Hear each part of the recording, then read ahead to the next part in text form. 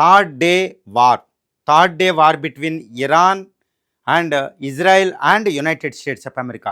మూడవ రోజు కూడా ఒక భీకరమైన యుద్ధం సంభవిస్తుంది. ఎంటైర్ మేనా అంటే middle east and northern Africa అని అదొకటి తప్పితే దాంతోపాటు సైప్రస్ మెడిటరేనియన్ రీజన్లో సైప్రస్ అనేది యూరోప్ ఖండానికి సంబంధించింది. అంటే మిడిల్ ఈస్ట్ దాటి సైప్రస్ దాకా యూరోప్ దాకా యుద్ధం ఒక కార్చిచ్చులాగా వ్యాపించింది.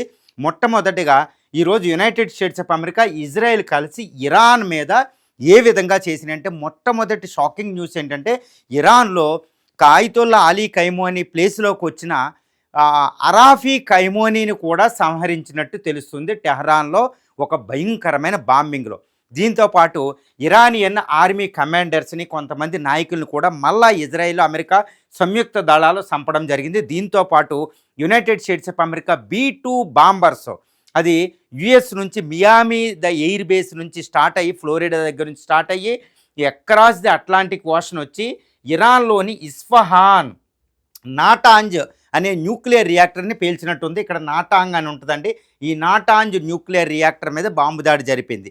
దీంతోపాటు ఇక్కడ నాటాంజ్ న్యూక్లియర్ రియాక్టర్ దగ్గర భయంకరంగా రేడియేషన్ వచ్చే అవకాశాలు పుష్కలంగా ఉందని ఇంటర్నేషనల్ ఎనర్జీ ఏజెన్సీ IAEA ఇక్కడ కీలక సమాచారం ఇప్పుడు సంచలనం గొలిపే ఒక విషయం అనమాట. ఒక ఆటం బాంబు పేలినంటే న్యూక్లియర్ రియాక్టర్ దగ్గర లీకేజ్ అయినట్టు. తర్వాత ఈ B-2 బాంబర్స్ ప్రధానంగా B-2 bombers America B-2 bombers ఇరాన్లో ఉన్న సీక్రెట్ అండర్ గ్రౌండ్ మిసైల్ సిటీస్ని సీక్రెట్ అండర్ గ్రౌండ్ డ్రోన్ ఫ్యాక్టరీని టార్గెట్ చేసినట్టుంది. ఎందుకంటే ఈ సీక్రెట్ మిలిటరీ ఫ్యాక్టరీ నుండి ఈ డ్రోన్ ఫ్యాక్టరీలు ముఖ్యంగా ఈ నార్థన్లోని ఎల్బర్జ్ మౌంటైన్స్ ఇక్కడ జాగ్రస్ మౌంటైన్స్ ఉంటాయి. వీటిలో 100 మీటర్ల లోపల రాతిలో ఆయన నిర్మించినవి. దాని మీద B-2 బాంబర్లు అటాక్ చేసినట్టు తెలుస్తుంది. వాటిని సుమారు డజన్ వరకు B-2 బాంబర్లు భయానకమైన బాంబింగ్ 2000 పౌండ్లు అంటే సుమారు 2500 కిలోల బాంబుల్ని అక్కడ వేసినట్టు తెలుస్తుంది. అవి మోబు బాంబులు అనమాట, బంకర్ బరస్ట్ బాంబర్లు.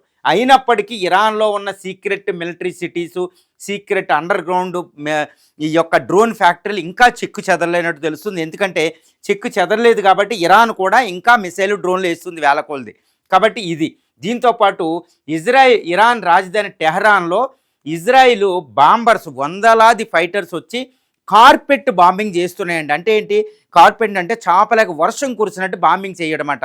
దీని తద్వారా ఇరాన్లో వేలాది మంది సివిలియన్ చనిపోతున్నారని తెలుస్తుంది. ఇరాన్లో ఒక హాస్పిటల్ గాంధీ అనే ఒక హాస్పిటల్ మీద అటాక్ జరిగింది. ఇది అంతర్జాతీయ రెడ్ క్రాస్ కూడా విమర్శించడం జరిగింది. వందలాది మంది పేషెంట్లు అక్కడ భయంకరంగా చనిపోయినట్టు తెలుస్తుంది. కొన్ని స్కూల్స్ కాలేజీల మీద అటాక్ చేస్తుందని ఇరాన్ ఆరోపించింది. ఒక రకంగా చూడాలంటే యునైటెడ్ స్టేట్స్ ఆఫ్ అమెరికా ఈ ఇజ్రాయెల్ కలిసి వందలాది యుద్ధ విమానాలు B-2 బాంబర్లు మిస్సైల్స్తో తర్వాత ఎయిర్ క్రాఫ్ట్ క్యారియర్లు ఈ ప్రాంతంలో గల్ఫ్ ఆఫ్ ఒమన్లో ఉన్న ఎయిర్ క్రాఫ్ట్ క్యారియర్ల ద్వారా ఇరాన్ మీద ఒక బీభత్సమైన యుద్ధం చేస్తున్నట్టు తెలుస్తుంది. ఎవ్వరు వచ్చినా ఆ ఖైమోనీ ప్లేస్లోకి మేము చంపేస్తామని యుఎస్ చెప్తుంది. యుఎస్ డొనాల్డ్ ట్రంప్ ఏం చెప్తున్నారంటే ఎట్టి పరిస్థితుల్లో కూడా ఇరానియన్ ఫోర్సెస్ లొంగకపోతే ఈవెన్ 3 వారాలైనా 5 వారాలైనా యుద్ధం చేయడానికి అమెరికన్ ఫోర్సెస్ రెడీగా ఉన్నాయి. మేము we are capable enough to do the war until next 4 to 5 weeks అనేది ఇరాన్ అమెరికా అధ్యక్షుడు డొనాల్డ్ ట్రంప్ ప్రకటించడం ఈరోజు సంచలనం గొలుపుతున్న విషయం. దాన్ని బట్టి ఏంటంటే ఇది దీర్ఘకాలికంగా యుద్ధం వెళ్తుందని ఈ థర్డ్ డే మనకు తెలుస్తుంది అనమాట. ఇది ఇజ్రాయిల్ అమెరికా ఒక పక్కన చేస్తున్న ఒక రకమైన విధ్వంసకాండ అని చెప్పవచ్చు.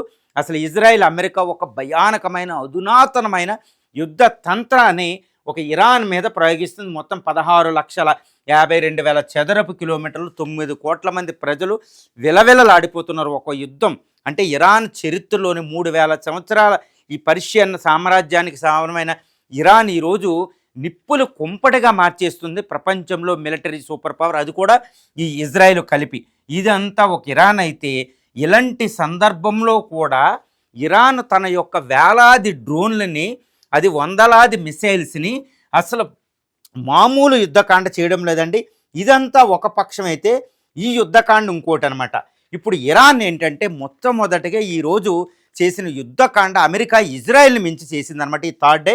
అదేంటంటే ఈ ఫస్ట్ టైం ఏంటంటే మొత్తం అమెరికన్ బేసెస్ మనకి పింక్ కలరు ఎల్లో కలర్లో అంటే America naval bases army air and joint basis అని ఉంటాయండి. మొత్తం 27 బేసిస్ ఉన్నాయి. 27 బేసిస్ని అటాక్ చేయడం జరిగింది.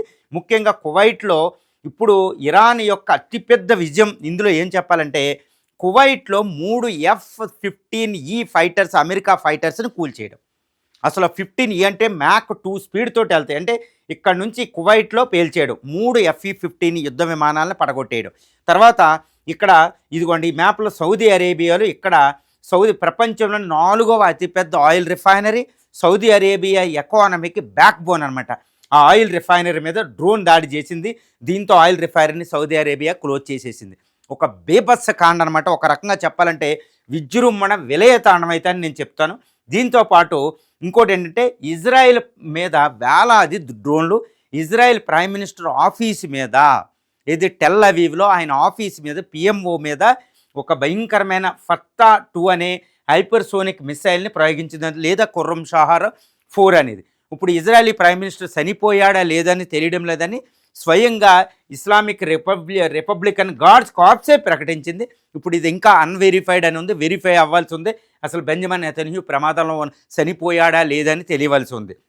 ఇదంతా ఒక ఎత్తు అయితే, కువైట్లో అమెరికా రాయబార కార్యాలయాన్ని పేల్చేయడం, అందులో ఎంతమంది చనిపోయారు ఇప్పుడు దాకా తెలియదు. ఇప్పుడు ఐఆర్జీసీ ఏం చెప్తుందంటే, ఇప్పుడు వరకు 568 మంది అమెరికన్ సోల్జర్స్ని చంపేశామని చెప్తున్నారు. But America is rejected. దీంతో పాటు ఈ సౌదీ అరేబియా, యుఏఈ, దుబాయ్ మీద భయానకమైన అటాకులు జరుగుతున్నాయి. దుబాయ్, ఖతారు, ఈ విధంగా అన్ని క్యాపిటల్స్ మీద, ఇంక్లూడ్ జోర్డాన్ మీద కూడా అటాక్ జరుగుతున్నాయి.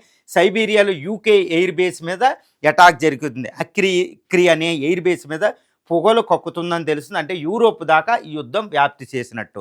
ఇదంతా ఉండుంటే, ఈ ఖతార్లో ఉన్న ఈ ఫ్రెంచ్ ఎయిర్ బేస్ మీద అటాక్ జరిగింది, నావికా బేస్ మీద. అందువల్ల ఫ్రాన్స్ కూడా తన యుద్ధ నౌకని ఇక్కడ పంపిస్తుంది.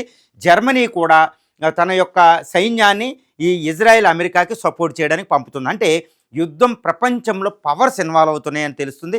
బట్ ఇక్కడ ఏంటంటే, ఇరాన్ అమెరికా 15E బాంబర్స్ని పేల్చేసింది అంటే, ఈ చైనా రష్యా సహకారం లేకుండా ఇరాన్ ఆ పని చెయ్యదు అనేది అయితే నేను చెప్పగలుగుతాను, ఈ యుద్ధ పరిణామాలను అన్నీ గమనిస్తే. కాబట్టి చైనా రష్యాలు ఇండైరెక్ట్గా వచ్చినట్టే ఇప్పుడు ఫ్రాన్స్, జర్మనీలు ఇవి వస్తున్నాయి. అంటే ఏంటి, మొత్తం ఈ యొక్క మిడిల్ ఈస్ట్ మేనా రీజన్ అంతా కూడా ఈ యుద్ధం వ్యాపించింది. 3వ రోజుకి యూరోప్కి వ్యాపించడం జరిగింది. 3వ రోజుకి నార్త్ ఆఫ్రికా దగ్గర కూడా రాగలిగింది. ఇప్పుడు హౌతీసు, ఈ హిజ్బుల్లా, లెబనాన్లో హిజ్బుల్లా ఇజ్రాయెల్ మీద మిసైల్ ప్రయోగిస్తే ఇజ్రాయెల్ లెబనాన్ మీద కూడా అటాక్ చేయడం జరిగింది. ఈ విధంగా ఏంటంటే ఇప్పుడు యుద్ధం విజృంభిస్తుందని తెలుస్తుంది. తర్వాత ఎయిర్ క్రాఫ్ట్ క్యారియర్ల మీద ఇరాన్ ప్లాన్ చేస్తుంది. ఈ థర్డ్ డే నైట్ ఏం జరుగుతుందో కూడా అల్లకొల్లాలంగా ఉంది. మరి కాళరాత్రిగా ఉంటుందో ఏది ఉంటుందో చూద్దాం. ఇది థర్డ్ డే అప్డేటు. ఈ థర్డ్ డే అనేది ఒక బీభత్సాన్ని అయితే సృష్టిస్తుంది. ఈ ప్రపంచంలో 3వ ప్రపంచ యుద్ధాన్ని దగ్గరికి వెళ్తున్నామని తెలుస్తుంది. ఇప్పుడు డొనాల్డ్ ట్రంప్కి 3వ రోజు ఎండింగ్ ఒకటి అర్థమైంది. అదేంటంటే, ఇరాన్ ఒక్క రోజుకి లొంగదు, కాబట్టి 5 వారాల దాకా యుద్ధం చేయాల్సిన అవసరం అయితే ఉంటుందని అమెరికా అధ్యక్షుడు డొనాల్డ్ ట్రంప్ చెప్పడం జరిగింది. డొనాల్డ్ ట్రంప్ కూడా ఒక పక్కన బ్యాక్ డోర్ డిస్కషన్ చేస్తున్నట్టు తెలుస్తుంది. అంటే ఏంటి, వివిధ ఛానల్ ద్వారా ఇరానియన్ కొత్త నాయకత్వంతో చర్చలకు రండి అని ఆహ్వానిస్తున్నట్టు, వాళ్ళు రిజెక్ట్ చేస్తున్నట్టు తెలుస్తుంది. ఇప్పుడు ఇరాన్ అయితే ఖైమేనీ మర్డర్ కోసం, ఖైమేనీని చంపేసినందుకు తన యొక్క రివెంజ్ అనే ఒక అటాక్, ఒక చిన్న దేశం అటాక్ అనేది ఎంతటి దారుణంగా ఉంటుందో ఒక ఆధునిక యుద్ధ తంత్రాన్ని చూపిస్తుంది. అక్కడ విదేశస్తులు అందరూ అక్కడ ఉండిపోయారు. ఇప్పుడు ఎయిర్ స్పేస్ అంతా క్లోజ్ అయింది. ముఖ్యంగా భారతీయులు, అక్కడ 90 లక్షల మంది భారతీయులు చిక్కుపడిపోయి ఉన్నారు.